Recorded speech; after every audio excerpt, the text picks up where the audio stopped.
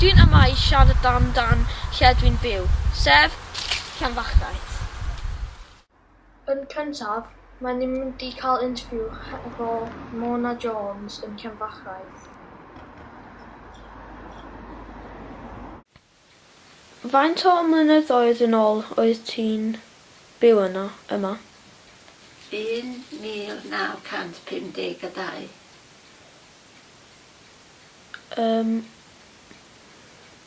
Wyt ti'n meddwl mae yna mwy o pobl yn siarad Cymraeg rwan na'r oedd na pan oedd ti'n dod yma?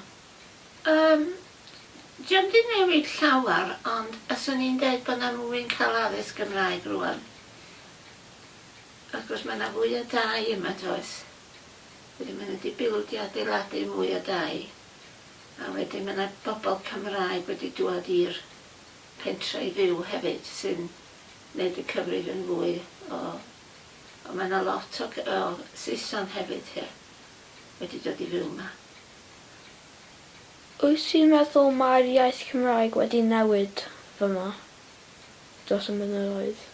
Ydy, maen nhw'n gwneud mwy I helpu pobl sy'n dod I Llanfachraeth I Gymru I ddeall be ydy Cymraeg. A wedyn mae yna lot o Saeson yn licio dod I ddosbarthiadau Cymraeg, I ddysgu'r iaith. Wyt ti'n gwybod amdan yr history o Llanfachraeth? Ydw, dwi'n gobeithio. Tipyn bach. Wyt ti isio siarad amdano fo? Oes.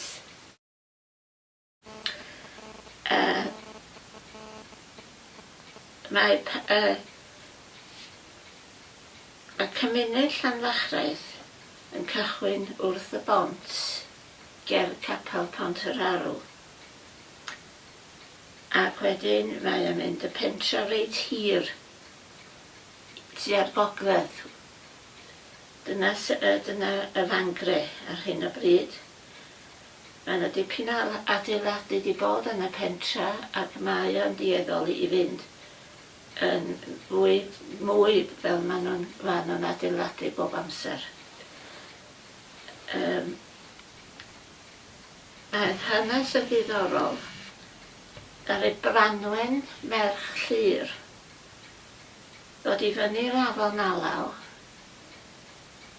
o'r môr Iwerddon ac mi oedd ei thad I eisiau ddod yma oedd I wedi digaloni I fyw yn Werddon a mi oedd I ar ei ffordd I tal ebolion I gartrefu yno ac ar ôl Werddon.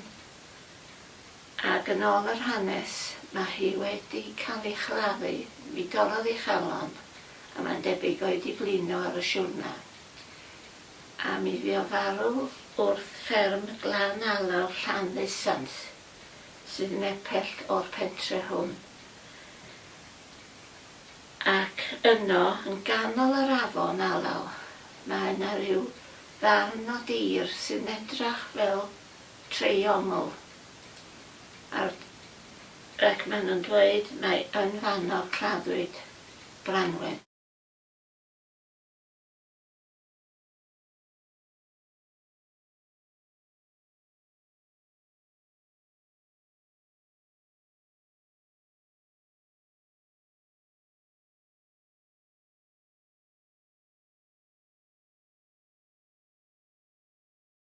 Helo, Benjamin yma eto, a dwi hefo'r sensors o 2001 a 2011 a di isio compario nhw.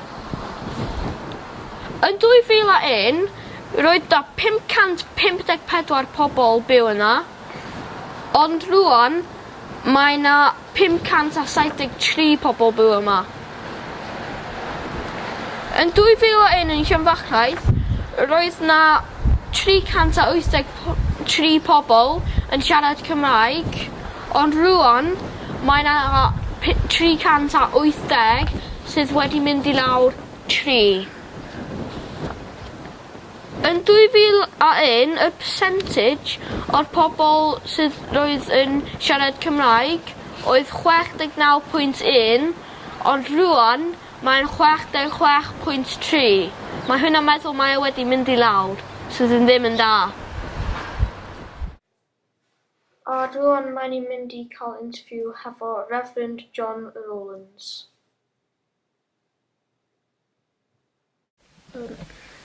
Faint o blynyddoedd wyt ti wedi bod yma? 84 I wythnos I fory. Ia. 15 o'r Ffynaf ges I ngeni yn y tŷ yma yn 1930. Wyt ti'n meddwl mae yna mwy pobl yn siarad Cymraeg na roedd na pan roedd ti'n geni? Wel, mae pawb yn siarad Cymraeg bron ers talwm. Dim ond rhyw 2 neu 3 o bobl I ddechrau oedd ddim yn siarad Cymraeg. A mi roedd rhai o'r hen bobl na fedran nhw siarad dim ond Cymraeg amser hynny. Wyt ti meddwl mae yna mwy o bobl wedi dod yma? Oes, dwi'n meddwl, dydw I ddim yn berffaith siŵr, ond ar rhestr yr etholwyr ers talwm rhyw 300 o bobl oedd yn Llanfachraeth. Mae yna, dwi'n meddwl, dros 500 erbyn hyn. Ac mae'r pentref wedi tyfu tipyn. Wyt ti'n gwybod am any fel histori amdan Llanfachraeth? Am y pentref? Ie. Wel, yr enw I ddechrau, wrth gwrs mae yna cannoedd yn does o enwau pentrefi yng Nghymru'n dechrau efo Llan. Da chi'n gwybod be di ystyr Llan? Na. Na. Wel, enw Cymraeg ydi Llan am ddarn o dir yn cael ei gau I mewn. A canodd lawer o flynyddoedd yn ôl, ella 410, mi roedd na ranna bach o dir yn cael ei cau mewn, a mi roedd na fynach neu ddyn diwiol yn byw yn y fan honno. A dyna sut y cawd yr enwa efo Llanfachraeth, roedd na Machraeth. Mae'n debyg yn byw yma rhyw dro felly, ynde. Dyna sut caed yr enw. Wrth gwrs, dwi ddim yn gwybod dim byd. Oedd o'na Gymraeg amser hynny, tua 600 oed Crist, roedd yr iaith Gymraeg wedi dod I fodolaeth falle'n gynt. Wedyn dwi'n cymryd bod yna lawer iawn o siarad Cymraeg yn yr ardal yma o'r dyddiau hynny hyd heddiw felly. Dwi ddim yn gwybod am yr hanes hwnnw, dwi ddim yn ei gofio fo, ond enghraifft mae eglwys Llanfachraeth yn ei di, nid yr eglwys, nid yr adeilad yma, ond oedd yna eglwys yn Llanfachraeth beth bynnag yn y 4edd ganrif ar 10 dwi'n meddwl. Dwi'n credu mae pobl yn ffarmio oedd wrth gwrs ac yn trin y tir. A wedyn o gwmpas eglwys roedd pentrefi wedi tyfu'n doedd a mi roedd na bobl yn y fan yma wedi codi pentre o gwmpas yr eglwys ac yna mi roedd na y tir yn perthyn I ryw bobl wel oedden nhw'n cael ei galw yn uchelwyr felly. Roedd na yn Llanfachraeth beth bynnag oedd na stada yn Gronant. Chi'n gwybod lle mae Gronant? Na. Na, mae o pan ydych chi ar y ffordd I Llanfeithlin a Ond yn Llanfachraeth o hyd, a troi ar y chwith a mynd am ryw filltir I mewn I fanna, mae hen blasti bach gronant yna o hyd. Oedd ein arall yn dronwy, o rai oedd pobl yma bia nhw y tir ynde. Ond pen ydw i'n cofio, pobl yn sôn, stad garreg lwyd Llanfeithlu oedd bia y rhan fwyaf o bentref Llanfachraeth.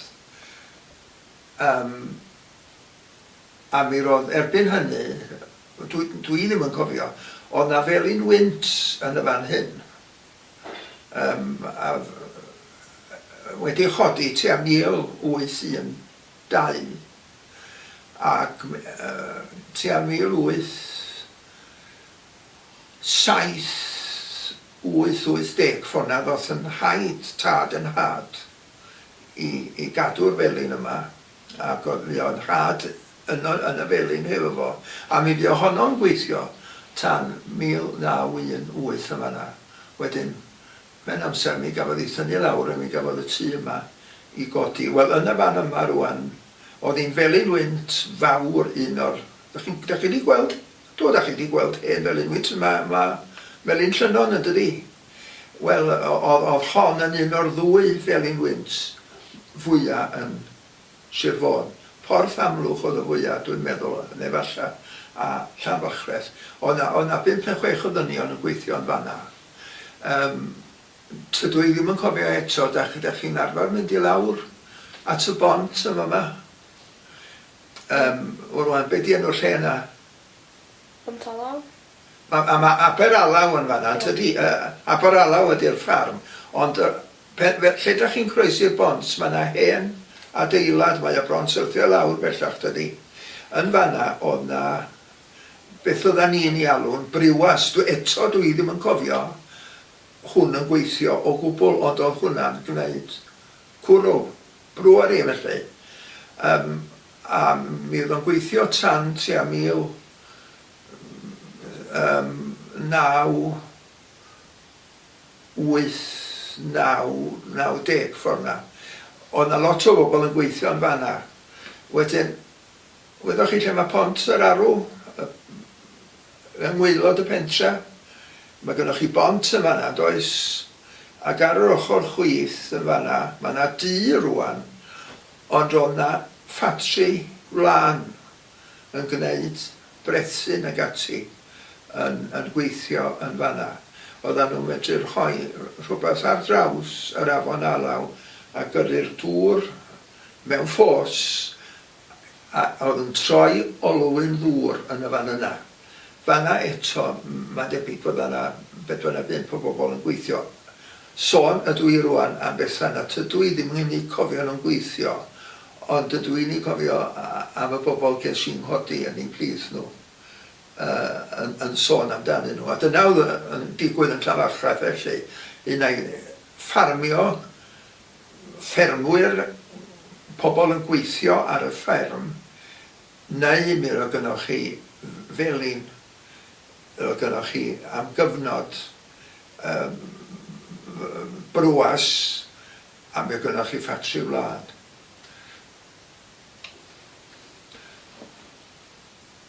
Okay. Wyt ti'n meddwl mae yna wedi bod changes yn yr iaith Gymraeg? Be, yn y fan hyn, ne? Yn fan hyn? Fan hyn. Wel oes rhyw gymaint, ond dwi'n meddwl bod y rhan fwyaf o bobl sy'n byw yn Llanfachraeth o hyd yn siarad Cymraeg, neu wedi dysgu Cymraeg yn dda fod â chi wedi gwneud, mae'r thad yn neud hefyd. Ond oes mae yna dipyn o newid yn does, ond da chi'n clywed Cymraeg bob dydd yn y pentref yma yn dydach fel llawer o bentrefi eraill Sir Fôn. Wrth gwrs mae yna bobl wedi dod I mewn I fyw a mae yna rai bobl mae ddim yn siarad Cymraeg, ond dwi'n credu bod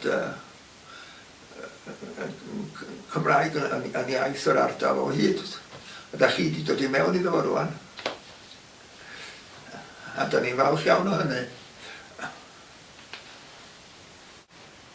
O, helo. Benjamin yma eto. Dwi'n gobeithio oedd ti'n hoffi hwnna. Alla roedd ti'n cael hyd i gwybodaeth dwi ti ddim yn gwybod. Dwi'n gobeithio roedd ti yn. Tasa!